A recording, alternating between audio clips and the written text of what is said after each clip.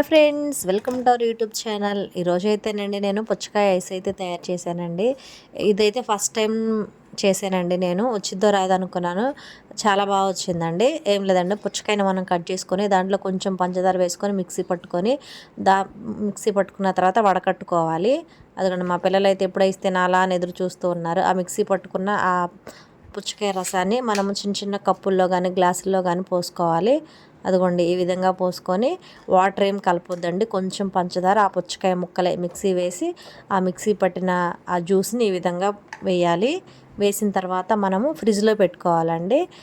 Deep ఫ్రిడ్జ్లో పెట్టుకుంటే తొందరగా గడ్డగడతాయి. హాఫ్ గడ్డగట్టిన తర్వాత ఈ విధంగా ఒక పొల్ల అయితే గుచ్చాలి. ఎందుకంటే తీసేటప్పుడు మనం తినడానికి చాలా ఈజీగా ఉండిద్ది. తర్వాత కొంచెం వాటర్లో పెట్టి ఈ విధంగా తీసేయడమే. ఐస్ అయితే చాలా బాగా వచ్చిందండి. టేస్ట్ కూడా అయితే చాలా బాగుంది. మాకైతే బాగా నచ్చింది.